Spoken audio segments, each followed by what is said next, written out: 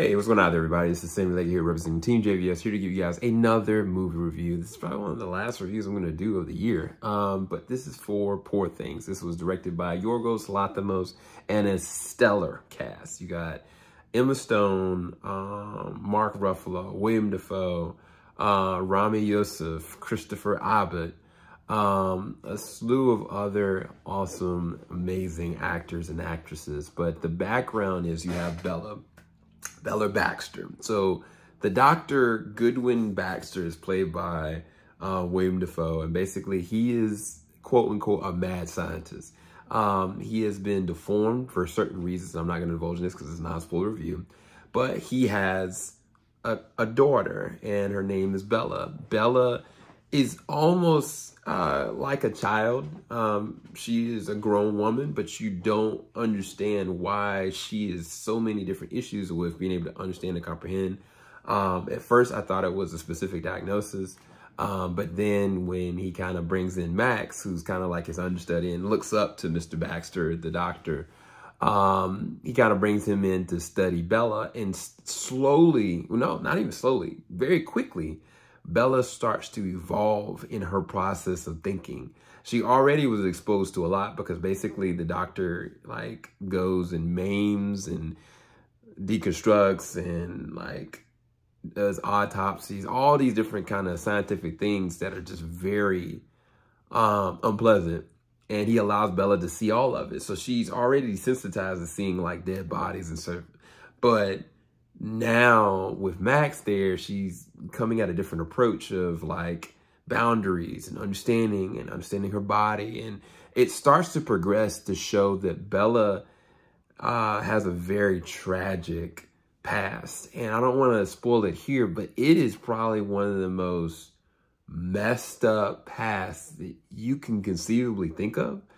And it's just crazy how it goes from understanding who Bella is and what she is to now progressing her going through the rawest and the most horrific sides and some of the most beautiful sides of kind of being a woman in that era and in that time frame. And honestly, from a societal standpoint, of all the worst things that are kind of being pushed down on her, while she's still trying to trust, allow, to progress, to be within herself. And it's kind of like it comes from her being a child to a grown adult. And how they progress that is very rated R. I must say that very quickly. This is a very rated R film. Like, there is a lot of sex. There's a lot of sensual things happening. There's a lot of messed up rated R, horrific things happening. It is very dark. But if you don't know Yorgos, if you've looked at Lobster, The Favorite, The Killing of a Sacred Deer, like he does not shy away from the darker sides of humanity. But from an acting standpoint, Emma Stone is phenomenal. She lights up every single scene she's in. She steals every single, like, this is honestly an Academy Award worthy performance. Honestly, even Mark Ruffalo plays this character that is kind of a pseudo love interest, like kind of like Rami's character, Max, kind of like a love interest. But Mark Ruffalo plays this benign, like weird, like guy that's so full of himself, but then just like unapologetically himself. And like, I think he does a great, like their performances equally are astounding.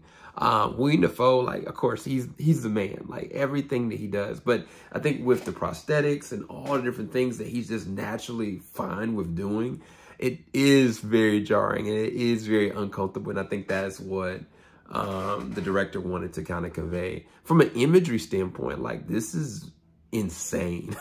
Like, it visually, the way that they handle certain set designs, the fact that they're going off a $35 million budget, and they seem like they go through all around the world, like literally, like sometimes it's on a boat, sometimes it's across another continent, sometimes it's in a specific area. Like, there's different set places they go. One time it might be in a brothel, one time it might be in the lab, one time it might be at a university, another time it might be even on a hospital. It's really interesting how they seem like they go so many different places, but it really is all like the magic of cinema. Like, this is a cinematic, I don't want to call it a cinematic masterpiece. I do think it's a cinematic triumph because there's so many different layers to how they handle Bella's character and what this really means. And also the interaction she makes. Like, Gerard Campbell plays the role of Harry. Like, her interaction with him means something. It's very specific and important. When she meets with Catherine Hunter's character, that's really important. Like, there's so many different things that kind of exemplify what she's dealing with in the midst of her tragedy. And I mean, the movie itself is a very good movie. It's just, you have to have the right mindset, and it has to be what your taste is for what you want to see. Like, this is not a movie for everybody. I think it's a very important movie. I think it's a very good movie, but it is not something for everybody. Like, just because of how raw it actually is. But then some of the other movies that he's done, The Lobster and Killing of Sacred Deer, I wouldn't necessarily recommend those for everybody either. But for cinephiles and people that appreciate good storytelling and good progression and good acting and great cinematography, even the score is really atmospheric and weird. There's this one scene, and it's interesting. When did it come out? Last year or was this year? Can't remember. But there's a dancing scene with Mark Ruffalo and Emma Stone, and just the way that they handle the score, the shots, and their acting is an iconic scene. I mean, I think there's only a few scenes I've seen this year that I can say iconic. That's one. Maestro, the very end cathedral scene, iconic. Past lives when they're having the conversation outside the third act of the movie, iconic.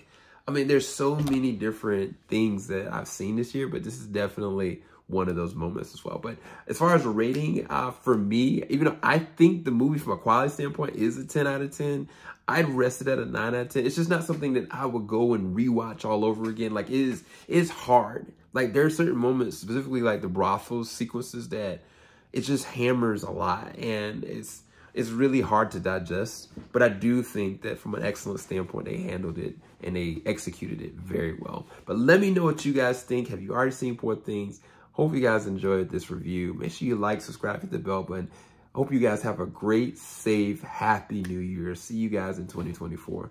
Thank you guys for watching. Peace, people.